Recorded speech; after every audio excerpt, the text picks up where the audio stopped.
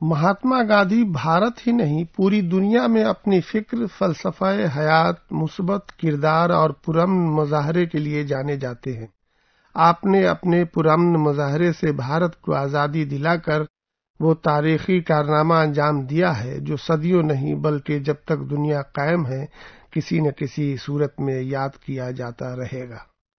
गांधी जी ने अपने गैर मामूली कारनामों से पूरी दुनिया को अपनी जानिब मुतवज्जह किया है।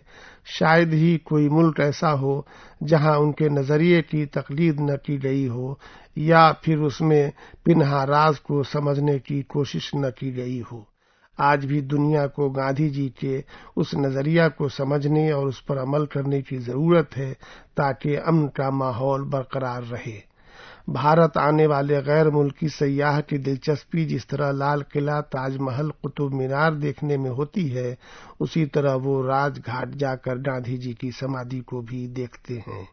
बड़े बड़े ममालिक के सरबराहान भी गांधी जी की समाधि पर जाकर अकीदत के फूल चढ़ाते हैं और उनके तारीखी इक़दाम को याद करते हैं। गांधी जी ने अपनी तकरीरों, तहरीरों में जो बातें कहीं उन पर अमल भी किया। पहले खुद अमल किया, फिर दूसरों को अमल करने की तलकीन की। देखते देखते उनकी बातें लोगों के दिलों में घर करने लगीं और एक फर्द रफ्ता रफ्ता एक इदारा में तब्दील हो गया। गांधी जी की शख्सियत के हजार पहलू हैं और किसी भी पहलू पर ज़ख़ीम किताब लिखी जा सकती है और घंटों गुफ्तगू की जा सकती है। मैं आज गांधी जी के नजरिया अमन आलम पर मुख्तसर सी गुफ्तगू में वाज़ह करने की कोशिश करूंगा कि उनका नजरिया अमन आलम क्या था और मौजूदा अहद में इसकी क्या अहमियत है।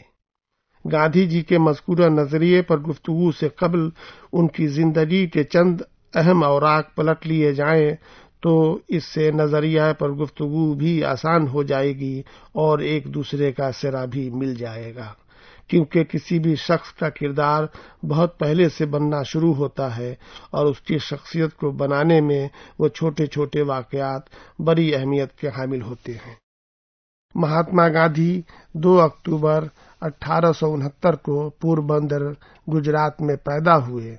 उनके वालिद करमचंद गांधी पोरबंदर के दीवान थे। उनकी वालदा पुतली बाई एक मजहबी खातून थी।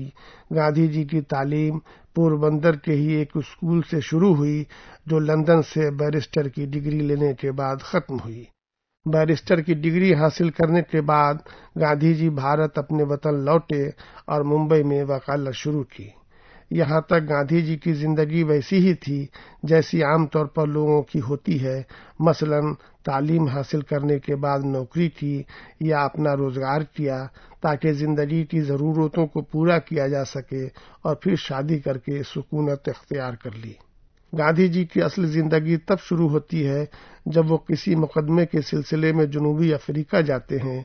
वहां उन्होंने भारत के उन लोगों को देखा जो रोजगार के लिए गए थे और वहीं रह गए, या फिर जो जनूबी अफ्रीका के असल बाशिंदे थे जिनका मुल्क था वो बड़ी मुश्किलों में थे। बरतानवी हुकूमत ने उनके मुल्क पर कब्जा कर रखा था जो न सिर्फ काले और गोरे में फर्क करते थे बल्कि शदीद नफरत करते थे। गांधी जी जनूबी अफ्रीका की ये हालत देखकर बहुत अफसरदा हुए।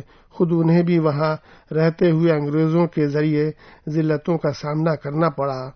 उन्होंने जनूबी अफ्रीका के लोगों को मुत्तहिद करना शुरू किया, उन्हें उनके हुकूक बताए और ये भी कहा कि तुम लोग पहले अपने अंदर इत्तेहाद की कुव्वत पैदा करो। जब मुत्तहिद हो जाओगे तो हुकूमत तुम्हारे हुकूक देने पर मजबूर होगी। गांधी जी ने अफ्रीकी बाशिंदों को तालीम और सेहत के ताल्लुक से भी जरूरी इक़दाम के लिए जरूरी हिदायतें दी और रफ्ता रफ्ता उन्हें कामयाबी मिलने लगी। गांधी जी के जरिए जनूबी अफ्रीका में उठाए गए इक़दाम की खबर जनूबी अफ्रीका से निकलकर दूसरे ममालिक और खुद भारत में भी आने लगी। गांधी जी ने जनूबी अफ्रीका में जितने दिन क़याम किए वहां के लोगों के दिलों में आज़ादी हासिल करने के लिए ख्वाहिश बेदार कर दी। इस खबर से भारत में जो लोग अंग्रेजी हुकूमत के मुखालिफ थे गांधी जी को चाहने लगे और उनके भारत आने का इंतजार करने लगे। गांधी जी जब 1915 में भारत आए तो उनका इस्तकबाल गोपाल कृष्ण गोखले और लोकमान्य بال گنگادھر تلک جیسے نامور لیڈروں نے کیا۔ گاندھی جی نے جنوبی افریقہ میں ہی یہ طے کر لیا تھا کہ اب انہیں بھارت آ کر کیا کرنا ہے۔ یہاں آنے کے بعد گاندھی جی نے بڑی ہی خاموشی سے اس وقت ہو رہی سیاست کا جائزہ لیا اور کم و بیش 2 برس کی تیاری کے بعد چمپارن ستیہ گرہ سے 1917 میں اپنی سماجی و سیاسی زندگی کی شروعات کی۔ اپنے پہلے ہی آندولن میں گاندھی جی کو کامیابی ملی، جس سے لوگوں میں ان کا اعتبار بڑھا اور ان کے اگلے اقدام کا انتظار کیا جانے لگا۔ گاندھی جی جب جنوبی افریقہ سے آئے تبھی انہوں نے کوٹ پینٹ ہمیشہ کے لیے ترک کر دیا اور دھوتی چادر استعمال کر لینے لگے۔ انہوں نے احمد آباد میں ایک آشرم بھی بنایا جہاں بیٹھ کر انہوں نے برطانوی سامراج کے خلاف ایسی حکمت عملی بنائی کہ انگریزوں نے گھٹنے ٹیک دیے۔ گاندھی جی جانتے تھے کہ بھارت پر برطانوی سامراج پوری طاقت سے قابض ہے، اس سے آزادی لاٹھی اور بندوق کے سہارے نہیں جیتی جا سکتی، اس لیے انہوں نے ستیہ اور اہنسا کا راستہ اختیار کیا۔ 1920 میں اسہیوگ آندولن، 1930 میں دانڈی یاترا، 1942 میں بھارت چھوڑو آندولن اور پھر 15 اگست 1947 کو بھارت کی آزادی۔ 1917 میں چمپارن ستیہ گرہ سے گاندھی جی نے انگریز مخالف سرگرمی شروع کی اور 47 میں بھارت کو آزادی ملی۔ اس طرح محض 30 برسوں میں برطانوی سامراج کو اپنی حکومت چھوڑنے پر مجبور کر دینا، اور وہ بھی کوئی ہتھیار اٹھائے بغیر، گاندھی جی کا ہی کمال تھا۔ گاندھی جی کے تاریخی کارناموں کی اجمالی تفصیل کے بعد ان کے نظریہ امن عالم کے حوالے سے گفتگو کی جائے۔ گاندھی جی کی والدہ ایک مذہبی خاتون تھی جن سے گاندھی جی کو مذہبی تعلیمات ملی اور ایشور پر ان کا یقین کامل ہوا، جو آخری وقت تک قائم رہا، اور موت سے پہلے ان کی زبان سے جو آخری لفظ ادا ہوا وہ ہے رام تھا۔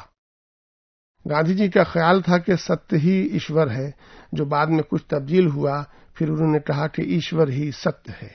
گاندھی جی کے اصول حق، عدم تشدد، محبت اور آپسی بھائی چارہ تھے۔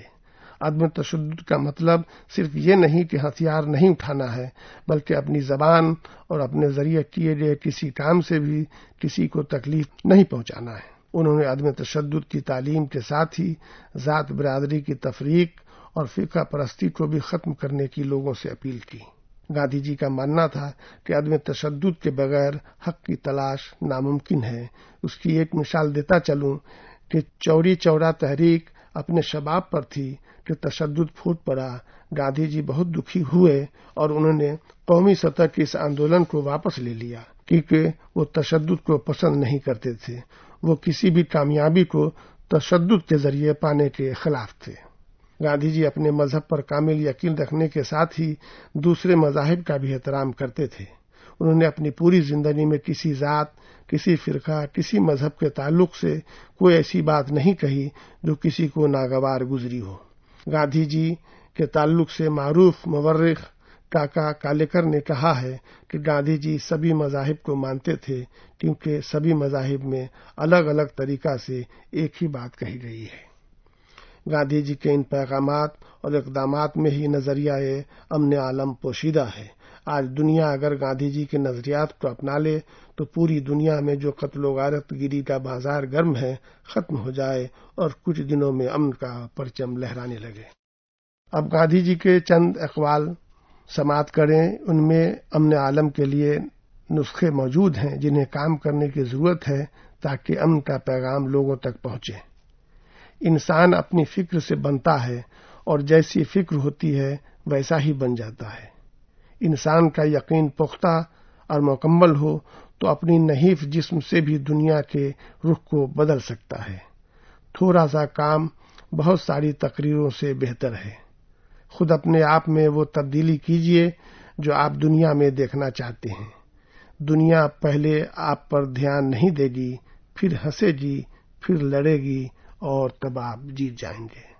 خاموشی سب سے طاقتور تقریر ہے، دھیرے دھیرے دنیا آپ کو سننے لگے گی۔ دنیا کے تمام مذاہب بھلے ہی کچھ معاملوں میں فرق رکھتے ہوں، لیکن سبھی اس بات پر متفق ہیں کہ دنیا میں کچھ نہیں، صرف حق زندہ رہتا ہے۔ دولت اپنے آپ میں برائی نہیں ہے، اس کے غلط استعمال میں برائی ہے۔ اپنی غلطی کا اقرار کرنا جھاڑو لگانے کے مترادف ہے، جس سے سطح صاف اور چمکدار ہو جاتی ہے۔ آپ بھلے ہی اقلیت میں ہو، مگر حق تو حق ہے۔ میں مرنے کے لیے تیار ہوں، مگر ایسی کوئی وجہ نہیں جس کے لیے میں مارنے کے لیے تیار ہوں۔ حق کسی کی حمایت کا محتاج نہیں، وہ خود کفیل ہے۔ میرا مذہب حق اور عدم تشدد پر منحصر ہے۔ حق میرا ایشور ہے اور عدم تشدد اسے پانے کا ذریعہ۔ گاندھی جی کے ایسے ہزاروں اقوال ہیں جو ہمیں غور و فکر کی دعوت دیتے ہیں اور جن میں امن عالم کے لیے واضح پیغامات موجود ہیں۔ ان پیغامات پر غور و فکر کیا جائے اور ان کے قول کی روشنی میں زندگی گزاری جائے تو زندگی گلزار بن جائے گی۔ آج جہاں بھی دیکھیں، جدھر بھی نگاہ کریں، ایک ہی طرح کی سرگرمی نظر آئے گی۔ وہ سرگرمی برتری کی ہے۔ ایک برادری دوسری برادری پر برتری کے لیے کمر بستہ ہے، ایک فرقہ دوسرے فرقہ پر برتری کے لیے برسر پیکار ہے، تو ایک ملک دوسرے ملک پر برتری کے لیے جنگ پر آمادہ ہے۔ چہار جانب برتری کی جنگ ہی نظر آتی ہے۔ ایسے میں گاندھی جی کے نظریات پر ہمیں کل سے زیادہ آج عمل کرنے کی ضرورت ہے تاکہ سماج اور ملک میں امن قائم ہو۔ گاندھی جی نے جن باتوں پر عمل کرنے کی لوگوں کو تلقین کی تھی، ان پر خود بھی عمل کیا تھا، بلکہ نمونہ پیش کیا تھا۔ موجودہ عہد میں گاندھی جی کے نظریہ امن عالم کو عام کرنے کی ضرورت ہے تاکہ ظلم کی تاریکی سے امن کی صبح نمودار ہو سکے۔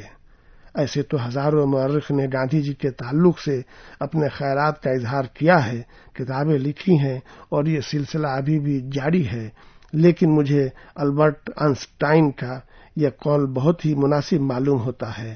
وہ لکھتے ہیں کہ آنے والی نسل شاید ہی یقین کرے گی کہ گاندھی کی طرح کوئی انسان اس زمین پر پیدا بھی ہوا تھا۔